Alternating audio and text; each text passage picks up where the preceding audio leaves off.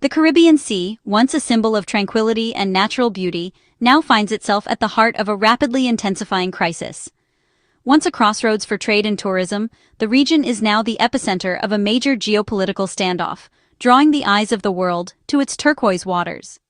Today, November 16, 2025, the USS Gerald R. Ford, the world's largest and most advanced aircraft carrier, arrives off Venezuela's coast. Its presence marks a dramatic escalation in tensions between the United States and President Nicolas Maduro's embattled government. This is no routine exercise. The Gerald R. Ford leads a formidable task force, a show of strength designed to send a clear message to Caracas and the international community. The carrier is flanked by a powerful armada of warships, an amphibious assault ship carrying 2,000 battle-ready Marines, and a nuclear submarine lurking beneath the waves, bringing the total U.S. personnel in the area to a staggering 15,000. The scale of this deployment is unprecedented in recent decades, surpassing anything seen since the 1989 U.S. invasion of Panama. The echoes of history are unmistakable, and the region is gripped by anxiety and uncertainty. The Pentagon's force is not just for show. It is fully capable of enforcing a maritime blockade, cutting off Venezuela from vital trade and resources, or, if ordered, launching a full-scale invasion, an option that would have profound consequences for the entire hemisphere. The presence of the amphibious ship and nuclear submarine underscores the seriousness of the situation, signaling that the U.S. is prepared for any scenario, from limited operations to outright conflict. For ordinary Venezuelans and their neighbors, the sight of this massive fleet just offshore is deeply unsettling. The country is already reeling from years of economic collapse, political turmoil, and humanitarian crisis. Now, the threat of war looms over daily life, adding a new layer of fear and uncertainty. International leaders are calling for restraint and urgent dialogue, but with warships in position and rhetoric hardening on all sides, the window for diplomacy is rapidly closing. The entire region stands on edge, uncertain whether this overwhelming show of force will lead to negotiation or spiral into open conflict. The world watches as the United States signals its overwhelming military readiness, determined to shape the outcome of this crisis. The stakes for Venezuela's future, and for the stability of the entire region, have never been higher. Every decision made in the coming days could alter the course of history. As dawn breaks over the Caribbean, the hemisphere braces for what comes next, holding its breath as the world waits for a resolution, or the first spark of war. Washington frames this massive deployment as Operation Southern Spear, a mission to combat transnational crime and protect Americans from drug trafficking. Defense Secretary Pete Hegseth claims the operation targets narco-terrorists and defends the homeland, not Venezuela itself. Yet, U.S. data shows only a small fraction of cocaine enters via the Caribbean, and the fentanyl crisis isn't linked to South America, casting doubt on the official justification. Critics argue the narco-terrorism narrative is a familiar pretext for intervention, especially with a $50 million bounty on Maduro's head. Many experts see the counter-narcotics rationale as a smokescreen for regime change, with anonymous officials admitting the stage is set for possible invasion. The true motives behind the deployment remain hotly debated. President Trump fuels uncertainty with cryptic statements about Venezuela, refusing to clarify whether military action is imminent. "I've made a decision," he tells reporters, keeping both allies and adversaries guessing. Meanwhile, Defense Secretary Hegseth is blunt, publicly championing the operation as essential to eradicate threats and projecting a readiness for battle. Behind the scenes, urgent meetings with Congress and foreign leaders suggest a major decision is near. The administration's mix of ambiguity and aggression is a calculated strategy. Trump's vagueness keeps options open, while Hegseth's hardline stance makes the threat credible. This good cop, bad cop approach pressures Maduro and leaves the world uncertain about U.S. intentions. The standoff is reaching a critical turning point. President Maduro responds with defiance, placing Venezuela's armed forces on high alert and mobilizing nearly 200,000 personnel, including the civilian militia. In a televised address, he denounces the U.S. deployment as a fabricated pretext for war and calls it the greatest threat to Latin America in a century. Defense Minister Pedrino Lopez activates the Independence Plan 200, launching large-scale drills to repel invasion and defend sovereignty. The government's message, Venezuela will resist at any cost, rallying both military and public support. While outmatched, Maduro aims to make any U.S. intervention costly and to isolate Washington diplomatically. The crisis has become a tense standoff, with both sides digging in.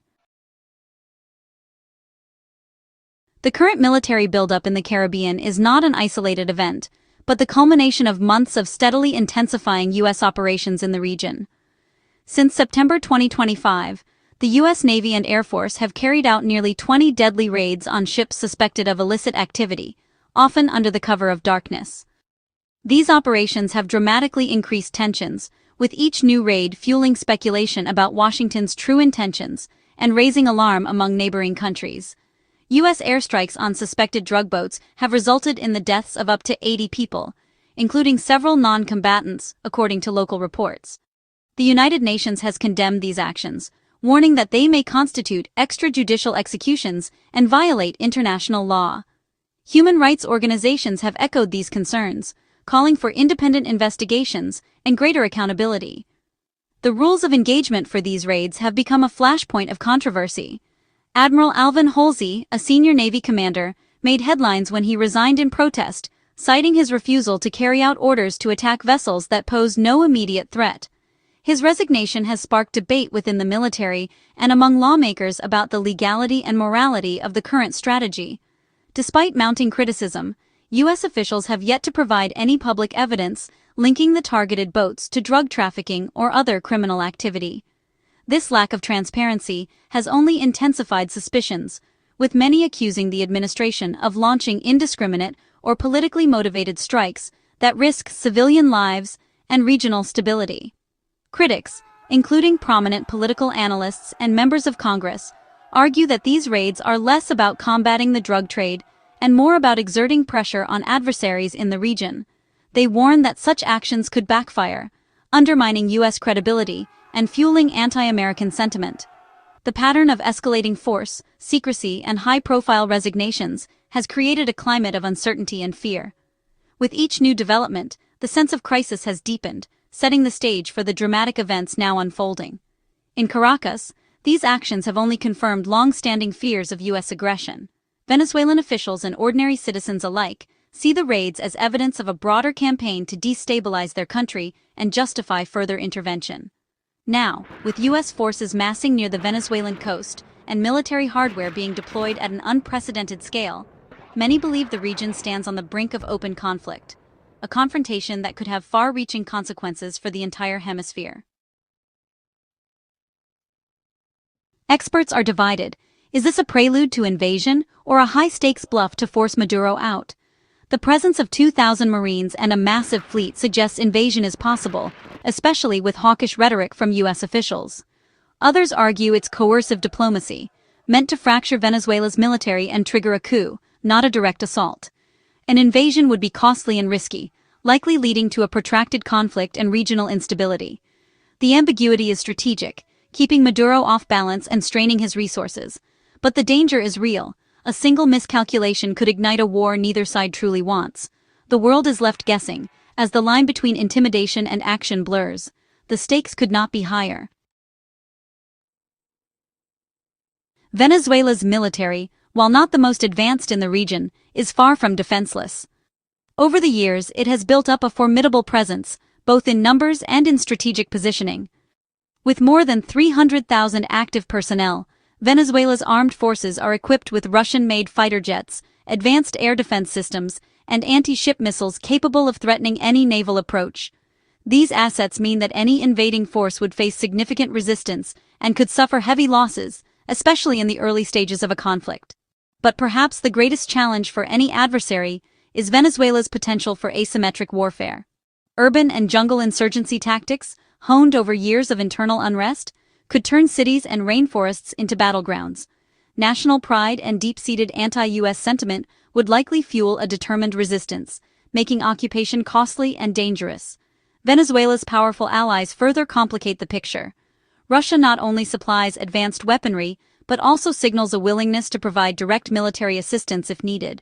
China, meanwhile, offers crucial economic lifelines and technological support, while Cuba's intelligence services help bolster Venezuela's internal security and counterintelligence capabilities. Any U.S. intervention risks igniting a much broader confrontation, as both Moscow and Beijing have significant strategic and economic interests at stake in Venezuela. Their involvement could quickly escalate a local conflict into a global crisis. The presence of these major powers on opposing sides raises the risk of escalation far beyond Venezuela's borders, potentially drawing in other nations and destabilizing the region. An attack on President Nicolas Maduro could serve as a flashpoint, triggering a wider international crisis and prompting swift reactions from allies and adversaries alike. For the United States, the decision is not just about military capability, but about weighing the far-reaching global repercussions that could follow any move against Venezuela. Any U.S. intervention in Venezuela carries enormous risks and unpredictable fallout. Toppling Maduro could spark a violent power vacuum, civil war, or the rise of an even more hostile regime. The opposition is fragmented and weak, making stable governance unlikely without a long, costly U.S. occupation. A protracted conflict would drain U.S. resources and public support, echoing Iraq and Afghanistan. Regionally, war could trigger a massive refugee crisis and economic shockwaves, destabilizing neighbors. The decision to use force could unleash chaos across South America for years. The consequences would be felt far beyond Venezuela. The U.S.-Venezuela standoff has brought the hemisphere to a crossroads. For Washington, it's a test of power and credibility. For Maduro, a fight for survival. The coming days will reveal whether the U.S. escalates, backs down, or settles into a tense stalemate. The actions of Venezuela's military and its allies, Russia, China, Cuba, will shape the outcome. The risk of miscalculation or open conflict looms large, threatening to plunge the region into chaos. As the USS Gerald R takes position, the world waits, hoping for diplomacy, fearing disaster. The fate of a nation, and perhaps a continent, hangs in the balance.